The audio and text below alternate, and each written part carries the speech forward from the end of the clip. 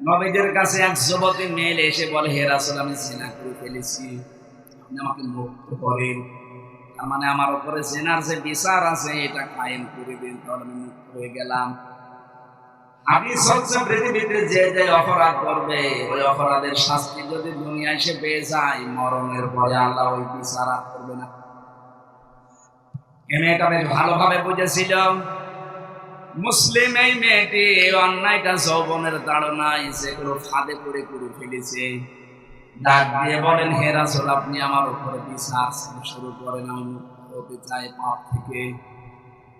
আলেম যারা আছে বলেন তো, নবীজি ওই সময় বলতে পারতেন, এই কথা মানুষকে আর বলবা না, গোপনে পাপ করেছো, গোপনে আস্তাগফিরুল্লাহ পড়ে নিতে হয়েছে। মহিলা তিনবার আসার পরে নবীজি তিনবার ফেরত দিলেন। তিনবারই মুখ ধরিয়ে বললেন, না চলে যাও, মেয়েটি নাছরবান্দা বিচার চাই। বিশ্বনবী বললেন, তুমি জিনা করার পরে গর্ভবতী হয়েছে, বলে হ্যাঁ, তোমার নাই দোষ আছে, এই পেটের সন্তানের কোনো দোষ নেই। বাড়ি চলে যাও, যতদিন সন্তানটা ডেলিভারি না হবে আমার কাছে আসবা না। খুব খেয়াল করে নিলাম, সারা রাত বাসনা দরকার, 2 মিনিট যথেষ্ট। মেয়েটা যখন খালাস করেছে সন্তান, ডাক দিয়ে বলে, নবী আপনি তাড়াতাড়ি আমারে মুক্ত করেন, এই দেখেন আমার ছেলে। নবীজি বললেন, 2 বছর তোমার স্তনের দুধ আর খাওয়া লাগবে, এটা কোরআনের নির্দেশ। ওয়ালিদাতু ইয়ারদিউনা আওলাদাহুন্না হাওলাইনি কামিলাইনি লিমান আরাদা আইয়ুতিম্মার রাদা। পৃথিবীর মেয়েদের উপরে আল্লাহর আদেশে তাদের বুকের দুধ খাওয়ানো লাগবে সন্তানকে 2 বছর, কিন্তু এই দায়িত্বটা আল্লাহ দিয়েছেন বাবাকে। এখানে মুযাক্কার শব্দ আছে, আইয়ুতিম্মার রাদা লিমান আরাদা আইয়ুতিম্মার রাদা। আল্লাহ পাক বলেন পুরুষকে, বাবাকে আমি দায়িত্ব দিলাম তারা যেন 2 বছর দুধ খাওয়ায়। বাবার যন্ত্রপাতি আছে, খাওয়াবে কি দিয়ে? এই আয়াত কি ভুল নাকি? আপনি প্রমাণ করে দেন।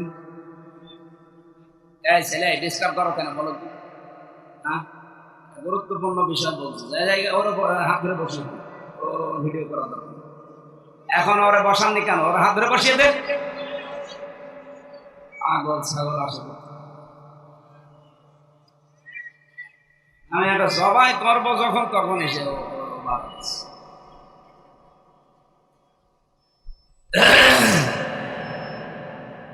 কি বলতেছিলাম বলেন তো? আমার মনে আছে, আপনাদের মনে আছে কিনা আমি দেখলাম। লিমান আরাদা আইয়ুতিম্মার রাদা, এই দায়িত্ব আল্লাহ বাবাকে দিয়েছে, মাকে দেয়। তো বাবার যেহেতু মেশিন পত্র নেই, এই জন্য এই দায়িত্বটা মা পালন করছে। পালন করার জন্য যদি মা বলে, না আমি সন্তানকে দুধ দেব না, তোমার ছেলে তুমি দাও, বাবারই কিন্তু এটা দেওয়া লাগবে। বাবার নেই, এই জন্য যদি মা টাকা দাবি করে, সম্পদ দাবি করে, যে আমার পারিশ্রমিক হিসাবে 2 বছর দুধ খাওয়ালে 2 লাখ টাকা দেওয়া লাগবে, এই বাবার পাই। এটা মাইকে বললে ওদের কানে আওয়াজ যাবে, শেষে আমিও ধরা খাবো। কারণ আমার এই 20 দিন আগে একটা বুঝেছি, যেভাবে চালাচ্ছে চালাক, ছাতা বলে আমি ধরা খাবো, কোরআনে আছে, এই জন্য আমি একটু করলাম। এটা দায়িত্ব কিন্তু আল্লাহ মাকে দেয়নি, দিয়েছে কাকে? বলেন বলেন। এই জন্য ওই জামানায় যারা জন্মনিত বিশ্বনবী সহ মায়ের দুধ কিন্তু তারা খেতে পারেনি। বেশিরভাগ তারা ধাত্রী মা, দুধ মা তাদের আলাদা ছিল। তাদেরকে দুধ মার কাছে নিয়ে 6 মাস, 1 বছর, 2 বছর এভাবে রাখতো, ওরা লালন পালন করে দিত, দুধ খাওয়ানো, প্রতিপালন করা, মাসে মাসে তাদেরকে টাকা দেওয়া লাগতো। মেয়েরা যদি এখন দেখে বসেছে, না যেহেতু জানতাম না এখন জানলাম, আমরা আর স্তনের দুধ দেবো না যদি প্রতিটি সন্তানের জন্য 1 লাখ করে টাকা না দেয়। দেশে বিয়ে করায় দেশে বন্ধ। আমি এই মাসলা কোনো জায়গায় বলবো না, তবে করছি, তখনই বলা ভালো ছিল। সম্মানিত ভাইরা, তাহলে দায়িত্ব পেলাম এখানে, সন্তান আসার পরে 2 বছর দুধ দেওয়া লাগবে মায়ের, কিন্তু এই দায়িত্বটা কার? বলছে আল্লাহ। কোন এলাকায় আসলাম গো? এ দায়িত্ব বাবা কার? বাবা যদি টাকা পয়সা খরচ করে হলেও দুধ খাওয়ানো লাগে, কাউকে ভাড়া করে খাওয়ান আর আপনার স্ত্রীটা খাওয়ান, টাকা পয়সা দিয়ে খাওয়ালেও খাওয়ানো লাগবে। কারণ এই হক আল্লাহ আপনাকে দিয়েছে। বাবাকে, কাকে? শব্দটা যেহেতু বাবা মুজাক্কার শব্দ, পুরুষ, মহিলা শব্দ আল্লাহ দেয়। হ্যাঁ, মেয়েরা যদি এখন চালাকি করে নিজের স্তনে দুধ জমা রেখে সন্তানকে না দিয়ে বাবাকে যদি বলে ডানো আনো, আপনার এই স্তন নষ্ট হয়ে যাবে। কারণ কোনো জিনিস এক জায়গায় জমাট বেঁধে থাকলে ওটা পছন্দ হবে। দুধ আপনার স্তনে আল্লাহ দিয়েছে অনেকগুলো কারণ আছে, এর ভেতরে শুধু এটা দুধ না, এর ভেতরে মহাব্বত, ভালোবাসা আল্লাহ তৈরি করে রাখে। যে সন্তান মায়ের স্তনের দুধ যত বেশি পান করে তার শরীর স্বাস্থ্য তত ভালো হয়, রোগ মুক্ত থাকে, আর মায়ের সাথে তার ভালোবাসা বাড়ে। বাইরের দেশগুলোতে সিস্টেম নেই, এই জন্য ওদের সন্তানের সাথে আল্লাহ মহব্বত নষ্ট করে দিয়েছে। মুরব্বী হয়ে গেলে শেষ পর্যন্ত সন্তান আর মায়ের পরিচয় নেই, রেখে আসে বৃদ্ধাশ্রমে, মাসে মাসে টাকা দিয়ে। এদেশে যদিও এরকম নেই, তারপরও অনেক আধুনিক শিক্ষায় শিক্ষিত যারা দাবি করছেন তাদের বাড়িতে এগুলো দেখা যায়। আর এগুলো দেখার পেছনে শুধু এই স্বামী দায়ী না, এই স্বামীকে বাধ্য করে তার স্ত্রী। আমি রাঙ্গামাটি গিয়েছিলাম, রাঙ্গামাটি লংগদু। আসার সময় দেখলাম বৃদ্ধাশ্রমে মা বসে বসে কাঁদতেছে। ছেলেটা পায়ের কাছে গিয়ে বলছে, মা কাঁদো কেন? মা বলছে, বাবা আমি তখন মারা যাব, যে মাথার উপরে যে ফ্যানটা করে রওশনের সাথে যে ফ্যানটা তুই পাল্টিয়ে দিবি। ছেলেটা বলছে, মা গো তুমি যদি মারাই যাও তাহলে ফ্যান আর পাল্টিয়ে কি করবো? মা বলছে, বাবা আজ 2 মাস এখানে আছি, তুই তো কোনো খোঁজ খবর নিস না। আমি কর্তৃপক্ষকে বলেছিলাম যে ফ্যানটা পাল্টিয়ে দিন, বাতাস হয় না, আমার কথা শুনি না, কারণ টাকা না দিলে 2 মাস পরে তুই আসলি আমার মরণের খবর শোনার পর। আমি ওদেরকে বলেছিলাম, বলেন তোর মা মারা যাবে, এই জন্য তোরে খবর দিয়ে এসেছে। তোকে আমি ফ্যানটা পাল্টিয়ে দেওয়ার কথা মরণের পরে বলছি এই কারণে, কারণ তুই যে আমার সাথে করবি আমার মন ডেকে বলছে আমার মরণের পরে তোর সন্তান বড় হয়ে তোর এখানে রেখে যাবে। তোর তো ফ্যান ছাড়া ঘুম হয় না, তোর কষ্ট হবে। ছোটবেলা থেকে কোনোদিন আমি তোর এভাবে কষ্ট দেইনি, কষ্ট আমি দিতে পারবো না। আমি তো থাকবো না, তোরে বাতাস দেবে কে? আগে থেকে সতর্ক করলাম, এখন পাল্টিয়ে দে। কথা বলার পরেই দেখলাম ওর হাতের ওপরে মা মারা গেল। হাওমা উপরে কাঁদে, আর বলে, হুজুর শুধু আমার উপরে ভাগ করবেন না, এগুলো আমার। 2 মাস আগে আমার এই মা নিয়ে আমি বিপদে পড়েছিলাম। ও আমারে সাফ সাফ জানিয়েছে, এই বড়ি যদি পানি আমি তখন ভাত খাবো না, আর বড়ি আমি থাকবো। আমার ছেলে মেয়ে আছে 2টা, তাদের মুখের দিকে তাকিয়ে আমি কিছু বলতে পারি না, তালাক দিতে পারছি না। বাধ্য হয়ে মাকে বাড়ি থেকে বের করে জায়গায় রেখে দিয়েছিলাম। মাটা আজকে আমার হাতের ওপরেই মারা গেল। পৃথিবীতে আমার নাম ধরে ডাকার মতো আর কেউ নেই।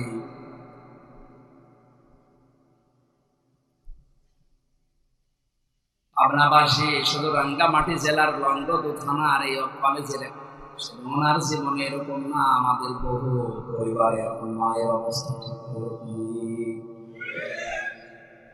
মা গুলো অবহেলার শিকার, বাবা গুলো অবহেলার শিকার। বাড়ি থেকে বের করে দেওয়া, খাবার না দেওয়া, তার চিকিৎসা না দেওয়া, সবগুলোর পেছনে আমার মনে হয় সন্তান চাই করতে যা করবে এমন ছোট মনের বউ আমরা পেয়েছি, কিছু করতে গেলে ওর মন পাওয়া যায় না। এরকম ছোট মনের বউ আছে কার? হাত তোলেন তো। অনেক আলেম পর্যন্ত এরকম বউ নিয়ে সংসার করছে, বলতে পারে না কিছু। তাই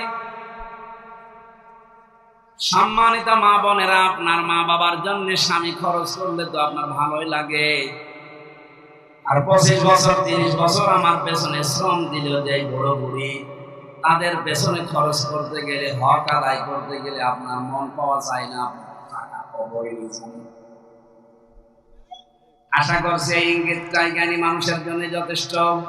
এরপরেও যদি কারো বর চরিত্র না পাল্টায়, আমার মনে হয় ওটা বউ না।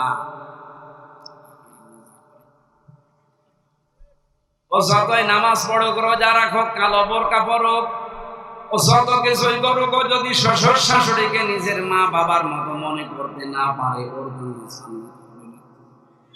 পরিবারে আপনি স্বামীর মন যদি পেতে চান, একটা টিপস দিয়ে দিলাম, পৃথিবীতে স্বামীর কাছে আর আমরা জানি সন্তান হিসাবে এই দুনিয়ায় আল্লাহ রসুলের পরে আমার কাছে সব মা বাবা। আপনি আমার প্রিয় জিনিস যত বেশি সময় দেবেন, ভালোবাসবেন, এদের প্রতি যত বেশি উদ্বুদ্ধ করাবেন আমাকে, তত বেশি আমার মন পাবেন। মেয়েরা বিষয়টা হয়তো জানার পরও না জানার ভান করে থাকে, কারো ফসে পড়ে, আর ওরে ফোস দেয় ওর মা আর ওর বড় বোন। সাপের খাপ মন কাছে মিলে যাচ্ছে, এরকম পরিবার দেশে নেই। আশা করছি মেয়েদের মন ন্যারো মাইন্ডের হবে না, ব্রড মাইন্ডের হবে। এরা খোলা মনের, প্রশস্ত মনের অধিকারী হবে। আপনি কি করবেন দুনিয়ায় 200 বছর বেঁচে থেকে যদি জাহান্নামে যাওয়া লাগে? যে মাসলাটা বলার জন্য পর্যন্ত আসলাম, আমি মাসলা বলে ফেলেছি। দায়িত্ব কিন্তু বাবার, দুধ পান করানো। যেহেতু এই মহিলার স্বামী নেই, অবৈধ সন্তান, বাবা পাবে কোথায়? নবীজি বললেন তোমার স্তনের 2 বছর দুধ খাওয়াও, এরপরে শক্ত খাবার দিয়ে আমার কাছে নিয়ে আসলেন। নবীজি বললেন সাহাবী, এই বাচ্চাটাকে নিয়ে লালন পালন করো, আর মেয়েটাকে মাটির ভেতরে গেড়ে দাও, পাথর মারতে থাকো। আমি শিক্ষা বের করার জন্য এটা বলছি। হযরতে খালিদ ইবনে ওলীদ একটা পাথর তুলে দিয়ে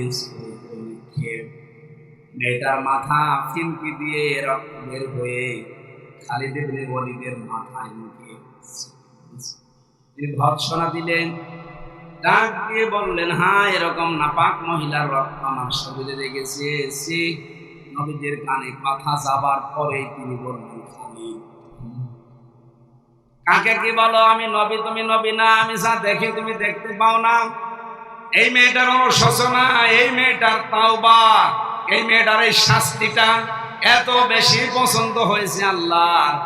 এইরকম করে কোন মানুষ যদি দুনিয়ায় জালেম তাওবা করে, আমার আল্লাহ তাকে এই মেয়েটাকে মাফ করে দেবে। কি পেলেন বলেন তো এখান থেকে?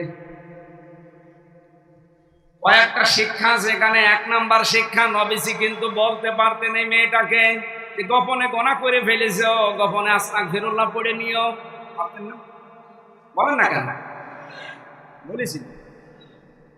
তার কথাবার্তা 3বার ফিরিয়ে দেওয়ার পরেও যখন শুনলেন, বললেন দেখো, এক কাজ করো, যদি মুক্ত হতে চাও তাহলে বিচারটা তোমার মাথায় নেওয়া লাগবে। মেয়েটা রাজি ছিল না? ছিল না।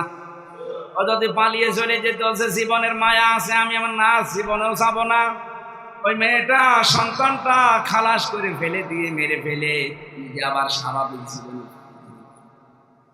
কিন্তু তার মনের ভেতরে এই অনুশোচনা, অনুতপ্ত এমন ভাবে তৈরি হয়েছে, না আমি দুনিয়াতে অপরাধ করে ফেলেছি, বুঝে করি আর না বুঝে করি, এই অপরাধের শাস্তি যদি দুনিয়ায় আমার না হয়, এটা কিন্তু কিয়ামতে আল্লাহ যখন বিচার বসাবে।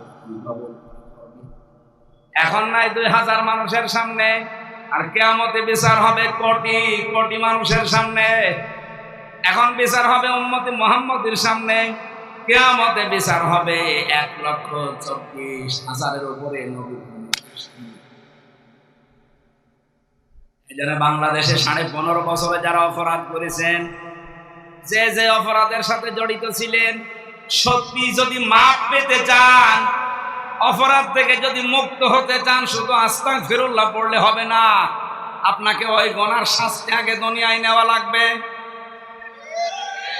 যারা গুমের সাথে জড়িত ছিলেন, আপনাকে এরকম 8 বছর গুম করে রাখা হবে।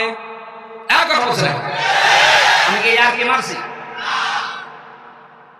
যারা খুন করেছেন মানুষদেরকে, আপনাকেও খুন করা হবে। যারা মানুষের সম্পদ চুরি করেছেন আপনারটাও চুরি করা হবে। যারা ডাকাতি করেছেন আপনার সম্পদ করা হবে। যারা জেনা করেছেন আপনার মেয়ে আপনার স্ত্রীর সাথে দেখ কেমন লাগে।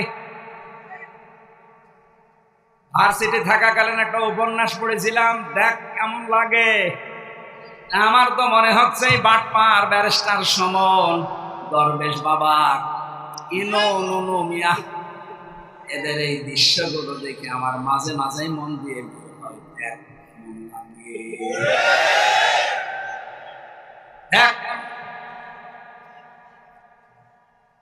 আমাদের মতো আলেমদেরকে যখন মাজায় দড়ি একেবারে যে ছাগলের মতো গরুর মতো দড়ি মাজায় দিয়ে আমার নিজের মাজায় বেঁধে নিয়ে যেত, হাত পেছনে দিয়ে হ্যান্ডকাপ দিয়ে লাগিয়ে দিত, সামনে দিলে তো হয় পায়ে ডান্ডা বেড়ে দিত, মাথার উপরে মুকুট দিয়ে দিত, টুপি, বুকের ভেতরে যেন কেউ গুলি করলে না লাগে। কি হেফাজত করে রেখেছে দেখেছেন। আমি দেখেছি এই 3 বছরে যত মানুষকে ফাঁসি দিয়েছে অসুস্থ হয়ে গেলে আর ফাঁসি দেয় না, মেরে ফেলে। ফাঁসি দিলে মানুষ বেঁচে থাকে না, মরে যাচ্ছে, কিন্তু অসুস্থ হলে ফাঁসি দেবে। আগে সুস্থ করে খাওয়াবে, ফাঁসি দেওয়ার আগে মরণ খাওয়া খা, এমনকি জল্লাদ পর্যন্ত খাওয়াই।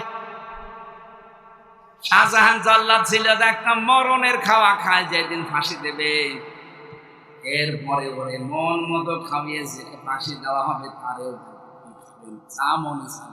আরে ভাই আপনি তো মেরেই ফেলবেন, ওর মনে কি চাবে, যা মনে চায় বলেন, কি করবে পাগলামির মতো বলতে গোষ্ঠ খাও, যা ভালো লাগে খাওয়ানো পারানোর পরে ডাক্তার এসে পরীক্ষা করবো যে ফাঁসি দেওয়া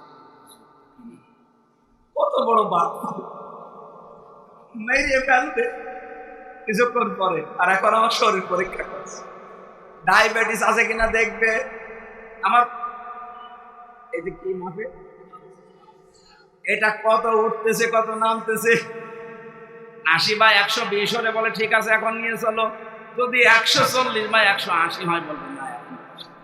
আরে ভাই কি বাদ পারি বলেন তো। এই সমস্ত নিয়ম নীতিগুলো পাল্টানো লাগবে এই দেশ থেকে।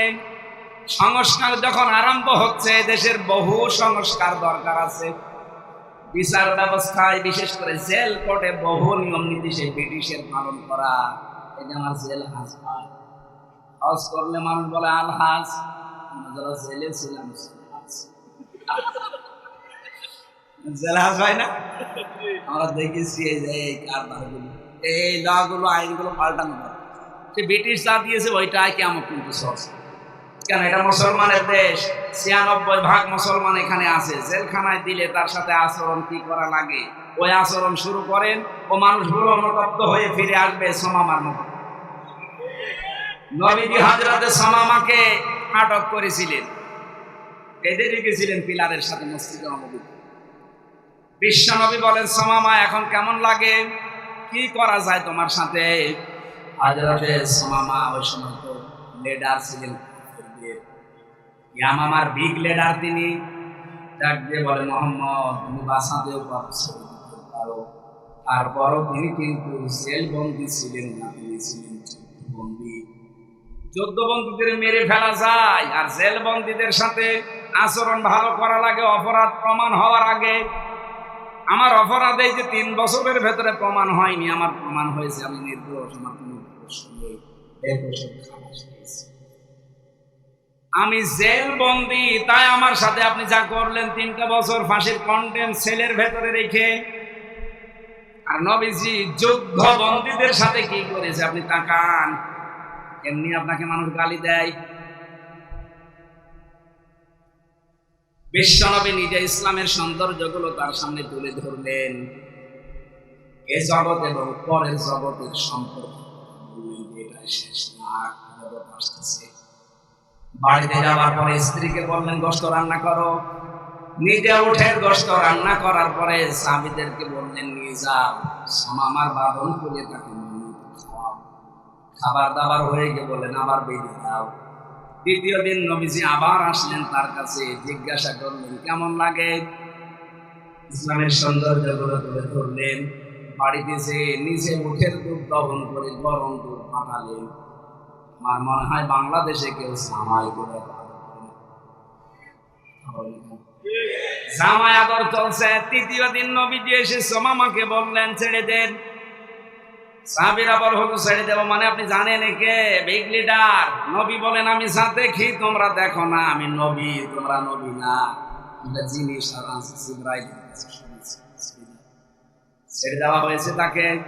তিনি দৌড় দিলেন মদিনার শেষ প্রান্তে যে একটা কুয়াতে গোসল করার পর মনের ভেতরে অনুশোচনা অনুভব কি আমি একটা যুদ্ধবন্দী, আমাকে একটু ধরলেই মেরে ফেলার কথা, জবাই করার কথা। আরে কি বললো? ফিরে আসলেন, এসে বলেন হে নবী আমি আর বাপ দাদার ধর্মে ফিরে গেলাম না, আমার দেশেও আর যাব না, দয়া করে আপনি শান্তির ধর্ম তাকে পড়িয়ে দিলেন নবীজি লা ইলাহা ইল্লাল্লাহ মুহাম্মাদুর রাসূলুল্লাহ। এই লোকটা মদিনাতে ছিলেন, যেহেতু ইয়ামামা থেকে মদিনায় মক্কায় গম আসতো, এই গম পেশার পরে রুটি বানিয়ে খেত। তিনি বললেন নবীজিকে মক্কার লোকেরা মানে না, আমি গম বন্ধ করে দিলাম। আর সব কিছু কারণ তিনি ছিলেন। শেষ পর্যন্ত বিশ্ব নবীর হস্তক্ষেপে আবার তিনি চালু করে দিলেন, কারণ নবীজির কথা ফেলা যায় না। এখান থেকে আমি শিক্ষা দিতে চাই, বিশ্ব নবী মুহাম্মদুর রাসূলুল্লাহ যুদ্ধবন্দীদের সাথে যে আচরণ করেছিলেন, বাংলাদেশে 15.5 বছরে যদি তিনি পালিয়ে গেছেন, মনে থেকে শুরু করে যারাই দায়িত্বে ছিলেন, এরা যদি এই জেল বন্দীদের সাথে কারাবন্দীদের সাথে এরকম আচরণ করতেন, এই মানুষগুলো আমার মনে হয় সব আপনি সুযোগটাও কাজে লাগালেন না। 15.5 বছরে জুলুম জুলুম জুলুম শেষ পর্যায়ে পৌঁছিয়ে গেলেন। আল্লাহ বলেন ইন্নামা নুমলি লাহুম লিয়াজদাদু ইসমা। ওরা যখন পাপের বোঝা পরিপূর্ণ করে ফেলেছে, ওয়ালাহুম আযাবুম মুহিন, তখন আমি অপমানজনক শাস্তি দিলাম। এমন শাস্তি আল্লাহ দিয়েছে, আপনি তাকান। কালো মানিক, কালা মানিক রে আল্লাহ কলার পাতায় শুইয়েছে, ওর বিষ হয়ে গেছে। সংসার করার কাজ শেষ, আর কি করবে আল্লাহ? আপনারা নবীজির উম্মত দাবি করেন, মুসলমান দাবি করেন, অথচ নবীজি যুদ্ধবন্দীদের সাথেও যা করেছিলেন আপনি কারাবন্দীদের সাথে এমন এমন কঠিন অবস্থায় ফেলে দিত। যারা শহীদ হয়ে গেছে আমরা দেখেছি, নবীজিকে গালি দেওয়ার কারণে আমার নিজের চোখের সামনে একজনকে ফাঁসি দিতে নিয়ে গেল।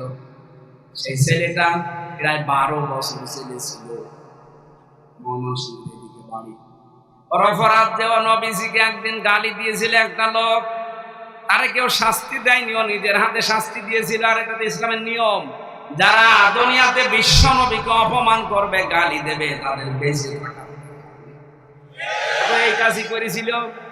শেষ পর্যন্ত গ্রেফতার করে জেলে দিয়ে এই 12টা বছর পরে আমি যেদিন বের হলাম তার কিছুদিন আগে যাবার সময় আল্লাহু আকবার বলতে বলতে যাচ্ছি।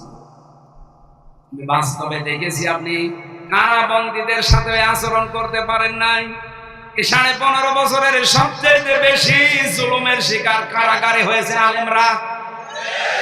মাওলানা মামুনুল হক শেষ পর্যন্ত কোর্টে হাজির হওয়ার সময় দেখেছেন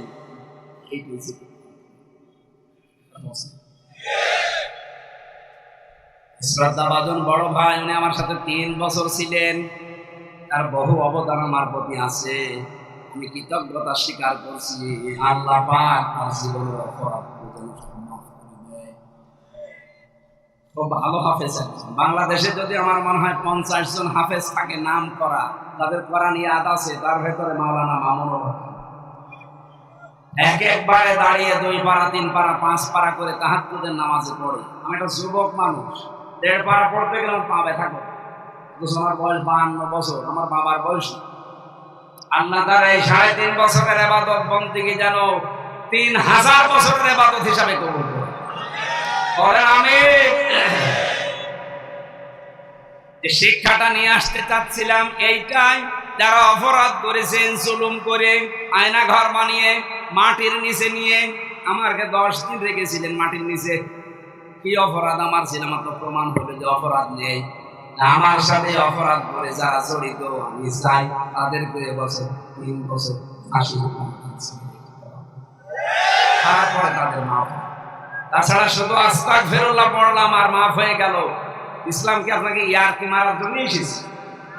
এজন্য যারা অপরাধের সাথে জড়িত ছিলেন, সে প্রশাসনে হোক, বিচার ব্যবস্থায় হোক, নির্বাচন কমিশনে হোক, আর এই অবৈধ সরকারের অবৈধ এমপিরা হোক, যারাই ছিল অপরাধী, জনগণের ভোট জোর করে আপনি নিয়েছেন, ভোট দিতে দেননি, এরা অপরাধ না? এটা কথা বলে না কেন? এরা যে ভোট জোর করে নিয়েছে এটার প্রমাণ আমার সাথে ছিল একজন ওসি জেলখানায়। আমি নাম নিলাম না লোকটা। আমার যখন তাওবার ব্যাখ্যা করি, আমার এসে বলছে হুজুর কি বললেন? আমি নির্বাচনের সময় বাইরে ছিলাম, তাহাজ্জুদের নামাজের সময় থেকে শুরু করলাম, আমার দল বল নিয়ে ভোট সারা রাত আল্লাহর নামে। ফজরের আজান দিলে শেষ করলাম, বাক্স জমা দিয়ে দিলাম। শুধু বাক্স জমা দিয়ে শেষ করিনি, আমি কিন্তু গোসল করেছি ওই রাতে। ওযু করার পরে নামাজে দাঁড়ালাম, বললাম রব্বুল আলামিন যা করেছি আমার মাফ করে দিও। আমার এই আস্তাগফিরুল্লাহ হয়েছে না, আস্তাগফিরুল্লাহ হয়নি, আর কি হয়েছে?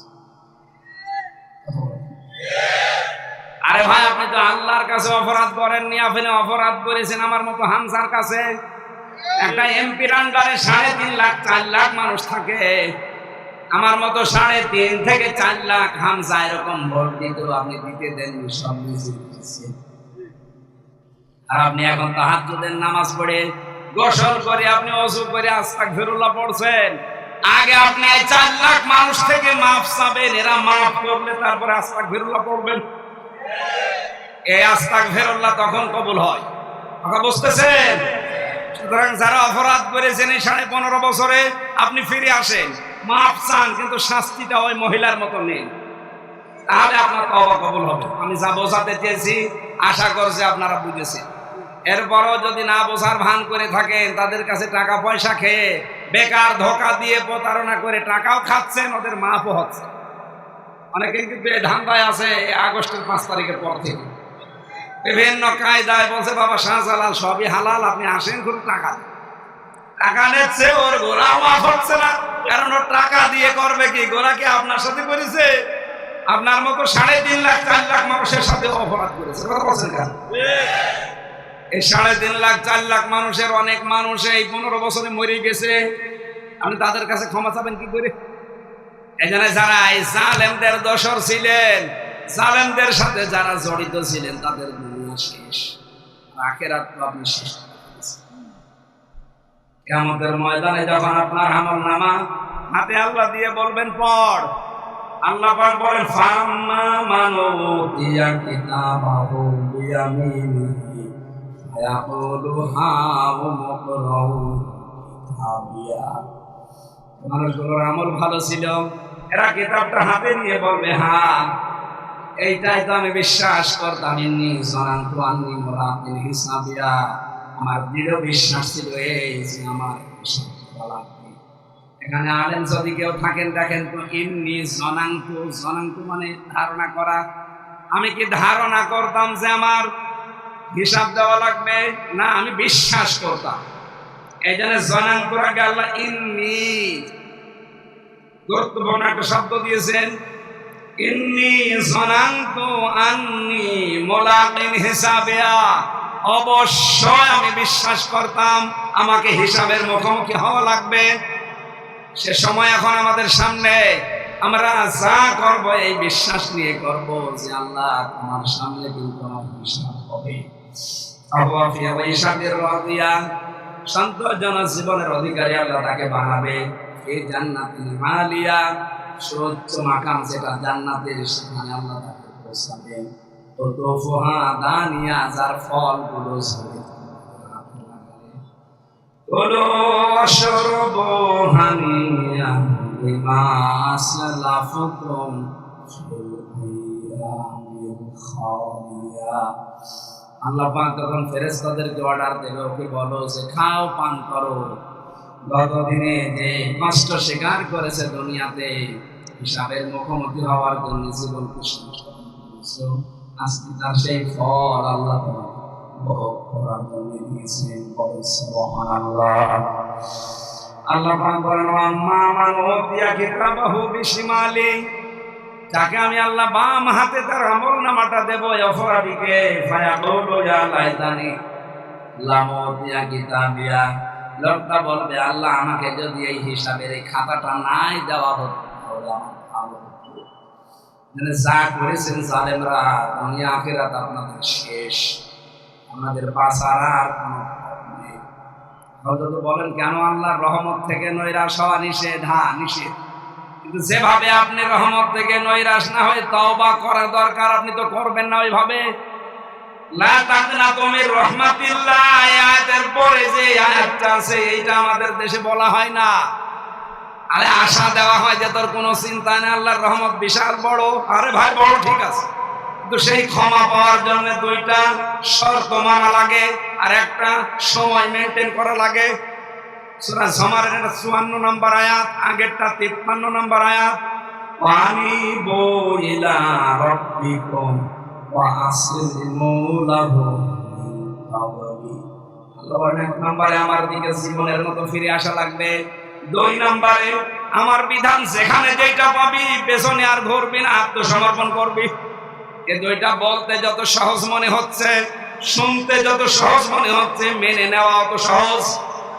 বলেন, আল্লাহর দিকে ফিরে আসলাম, আল্লাহর বিধানের সামনে স্যালেন্ডার করলাম, এটা করলে মানুষের তৈরি করা আইন যারা প্রতিষ্ঠা করতে চায় তাদের দল পারতে পারে। এটা অত সহজ নয়। কখন করবেন এই দুইটা? আইয়াতিয়াকুমুল আযাব সুম্মা লা তুনসারুন, ওই আযাব আসার পূর্বে যখন তোকে সাহায্য করা হবে না, আর সেটা মরণের সময়। আর মরণ আসবে 41 সালে। বলেন বলেন, কোনো গ্যারান্টি নেই, এখানে বাড়ু যেতে পারবেন না যদি মরণ এসে যায়। সুতরাং এখনই এরকম তওবা করবেন, জীবনের মতো আমি আর কোনদিন আল্লাহর পথের বাইরে ফিরে যাব না।